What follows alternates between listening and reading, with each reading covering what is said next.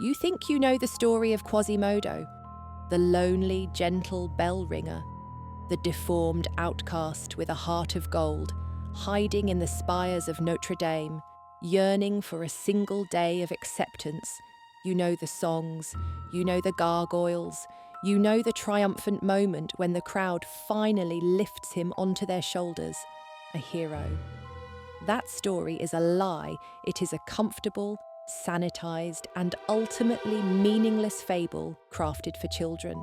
The real story, the one Victor Hugo actually wrote, is not a fairy tale. It is a howl of rage. It is a political weapon. It is a story soaked in the grime, violence, and revolutionary fire of 19th century Paris. The character of Quasimodo is not a simple protagonist. He is a coded message. Once you understand the history of the foundling beds, the brutal reality of the pillory, and the word Hugo found carved into the cathedral wall, you will realize that the hunchback of Notre Dame is not a person at all. He is the cathedral itself, given flesh. And his story isn't about finding acceptance, it's about a masterpiece fighting for its very survival. To understand the truth, we must first go back to the source. Not the animated classic, but the dense, sprawling, furious pages of Victor Hugo's 1831 novel, Notre Dame de Paris. The Quasimodo you meet there is not a gentle giant. He is a feral creature. He is almost entirely deaf, the thunderous voice of the great bells having shattered his eardrums long ago. His isolation is absolute. He does not speak French. He communicates in signs and guttural sounds. The novel describes him as malicious, brutish, and recoiling from human contact. He is a being shaped by two forces: the architecture of the cathedral and the cruelty of the Parisian mob. This is not a hero waiting to be discovered. This is a survivor hardened into something barely recognizable as human. Now, picture Paris in the late 1820s. This is not the city of lights. It is a medieval labyrinth choked with filth, poverty, and political unrest. The French Revolution is a fresh scar, and the July Revolution of 1830 is about to erupt. In the midst of this chaos, a young writer named Victor Hugo walks the city. Obsessed with its Gothic past, he sees this past being torn down, brick by brick. Medieval buildings are demolished for new, bland boulevard. Stained glass is smashed and replaced with plain panes, and the grand cathedral of Notre Dame, the very heart of Paris, is in a state of catastrophic decay. It is blackened with soot. Its statues are broken, its masonry is crumbling. It is considered an embarrassing, barbaric relic. One day, while exploring a dark corner of one of the bell towers, Hugo discovered a word deeply carved by hand into the stone. It was a single Greek word, anak, ananke, in English, fate. Hugo was mesmerized. Who carved this word? What tormented soul left this final, desperate statement etched into the cathedral's very bones? The carver, the hand, the story were all gone, erased by time and neglect. Only the word remained. From that single word, a 500-page novel was born. A novel designed not just to tell a story, but to launch a revolution in public opinion. A novel designed to save Notre Dame. You have to understand the context here. Hugo was writing a book set in 1482, but he was writing it for an audience in 1831. He was using the past to scream a warning about the present. The Paris of 1482 was a world of breathtaking brutality. Life was short, violent, and governed by superstition. The Place de Grève, the public square in front of the cathedral, was not a tourist spot. It was a permanent stage for public torture and execution. The gibbet was a constant presence, a reminder of the swift and brutal justice of the era. Deformity, like Quasimodo's, was not seen as a medical condition. It was viewed as a divine sign, a mark of sin, the physical manifestation of a corrupt soul. A child born with a hunched back or a twisted limb was considered a curse, a demon in human form. This was the world Hugo recreated, but he populated it with the anxieties of his own time. The central conflict of the novel isn't just about a man and a woman, it's about the clash between the old world and the new. It's a battle between the enduring sacred power of the cathedral and the fleeting, destructive passions of humanity. And at the centre of it all, he places his symbols. Let's break them down. We begin with Quasimodo's origin. He is a foundling, abandoned as a baby on the public bed at Notre Dame. In the novel, he is swapped for the infant Esmeralda, a beautiful baby stolen by vagrants. Quasimodo, the monstrous changeling, is left in her place. The foundling bed was a real historical institution, a cold stone slab where desperate parents could leave unwanted infants, hoping the church would care for them. But we must not romanticize this. It was not a place of rescue, it was, for most, a gateway to death. In medieval and early modern Paris, poverty was so extreme that infanticide and abandonment were rampant. The foundling hospitals were overwhelmed, underfunded, and riddled with disease. Historical records from the period are horrifying. The mortality rate for infants in these institutions often exceeded 90%. A mother leaving her child on that stone was, in all likelihood, consigning it to a swift death from starvation, neglect, or sickness. Imagine a young woman in 1482, her belly empty, with no way to feed another mouth. She creeps through the pre-dawn streets of Paris, the massive, dark form of the cathedral looming over her. She carries a small, swaddled bundle. With a prayer that is also a curse, she places her child on the cold, unforgiving stone and vanishes back into the shadows, her heart breaking. She is not evil. She is a victim of a system with no safety net. This is the world that produces Quasimodo. He is the 1 in 100 who survives. But survival comes at a cost. There was also a more sinister economy at play. The Cour des Miracles, the infamous slum of Paris's beggars and thieves, had a different use for children. Healthy children were sometimes deliberately and systematically maimed, their bones broken, their faces scarred, to make them more effective beggars. A deformed child elicited more pity, and thus more alms. Quasimodo's monstrous form is not just a fantasy, it is a reflection of a world where human life was disposable and where a child's body could be mutilated for profit. He is the ultimate societal reject, a piece of human refuse that even the church, in the form of Archdeacon Frollo, only adopts as a strange private penance. Next, we must analyse Quasimodo as the monster. On the day we meet him as an adult, he is being celebrated. He is elected the Pope of Fools. This, too, is historically accurate. The Feast of Fools was a real annual festival, a day of sanctioned chaos where the social order was turned upside down. The lower clergy and common folk would storm the church, sing lewd hymns, burn old shoes instead of incense, and elect a mock bishop or pope from among the town's most marginalised figures. It was a pressure valve, a single day when the powerless could lampoon the powerful. By being elected the Pope of Fools, Quasimodo is crowned king of the outcasts. His very ugliness, the source of his daily torment, becomes, for one brief moment, a mark of honour. But the celebration is short-lived. The moment he steps outside the bounds of the festival, society's brutal hierarchy snaps back into place.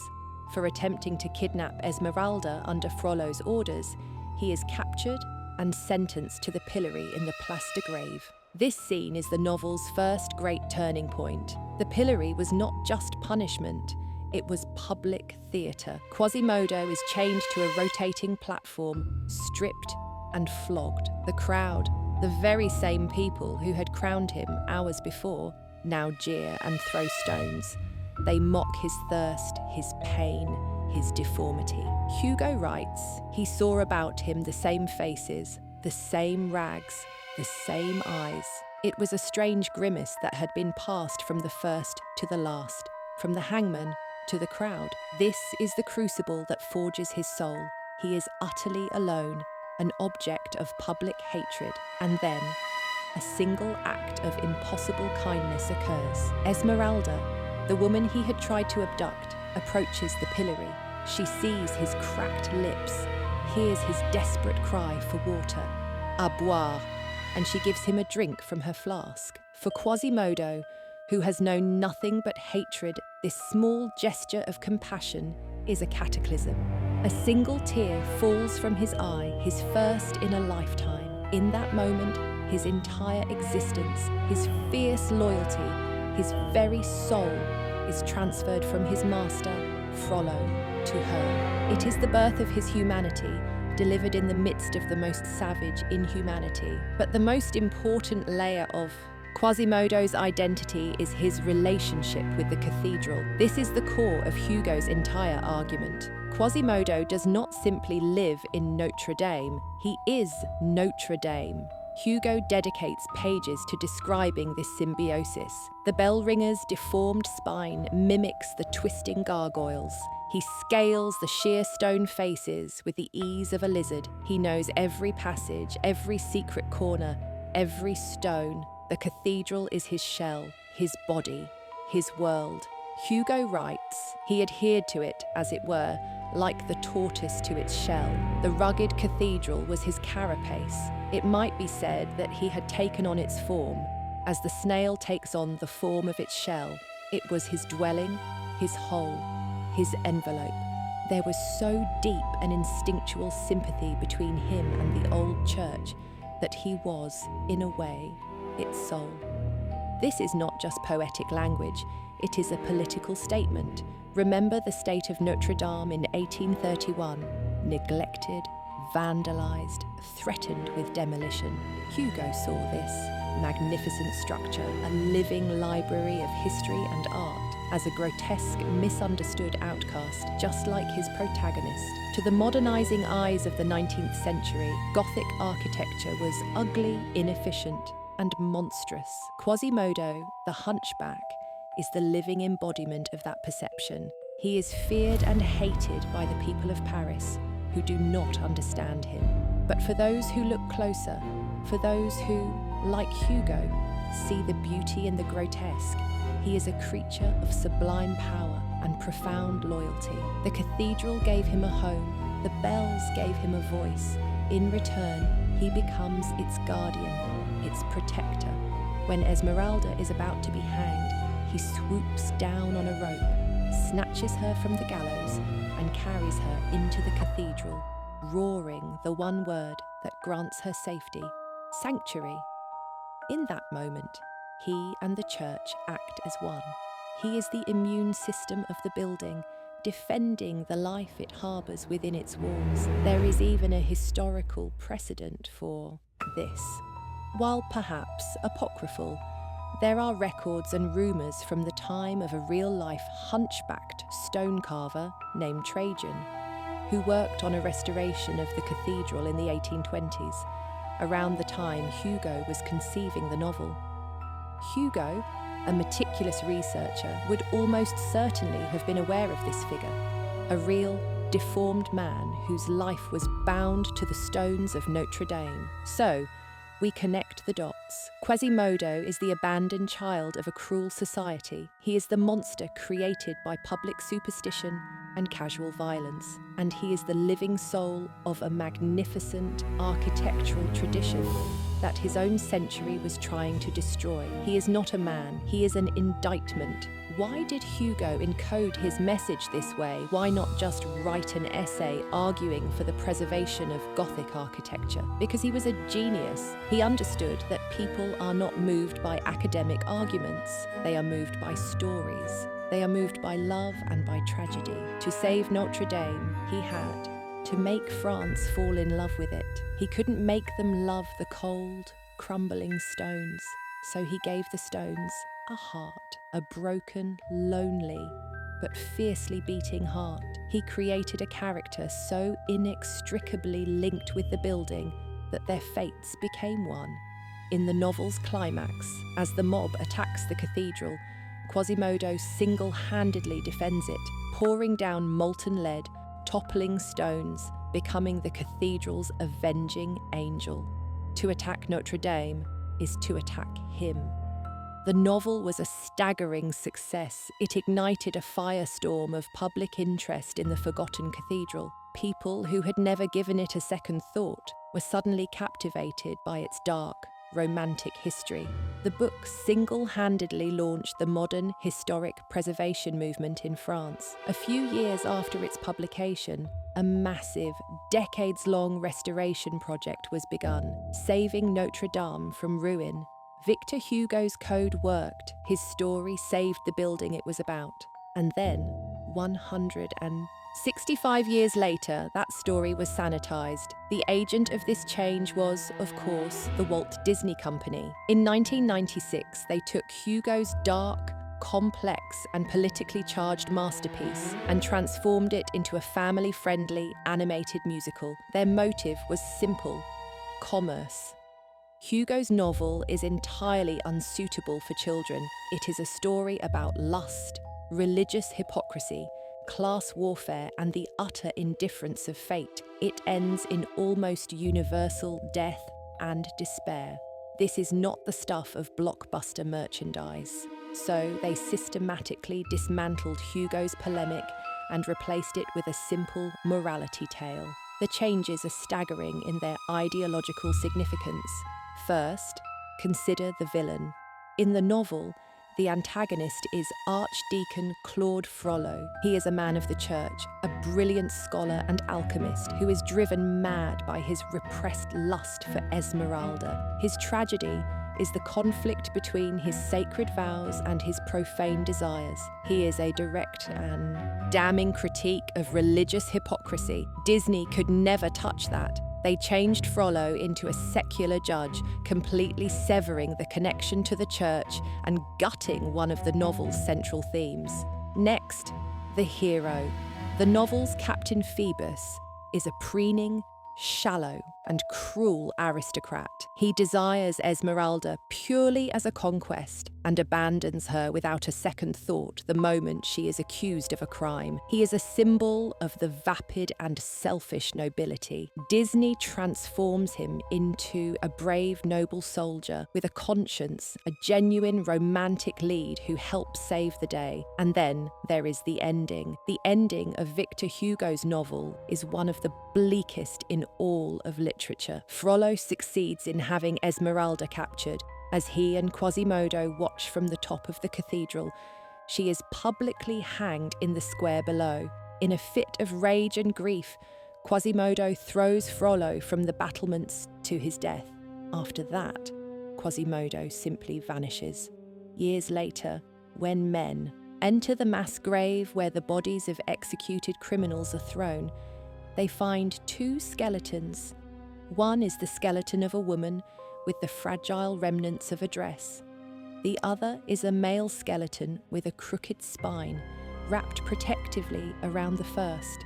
When they try to separate them, the male skeleton crumbles to dust. Quasimodo found Esmeralda's corpse, lay down beside her, and starved himself to death. That is the real ending. It is a story of love found only in death, of a final, eternal union in a pit of forgotten bones. Disney's ending, of course, has Esmeralda and Phoebus united, Frollo falling to his death, and Quasimodo being carried through the streets as a celebrated hero. It replaces Hugo's devastating commentary on fate and societal cruelty with a simplistic message: what makes a monster and what makes a man. The sanitization is total. The feral, violent survivor becomes a gentle outcast. The corrupt priest becomes a generic evil judge. The callous aristocrat becomes a hero. And the horrifying, tragic ending becomes a triumphant celebration.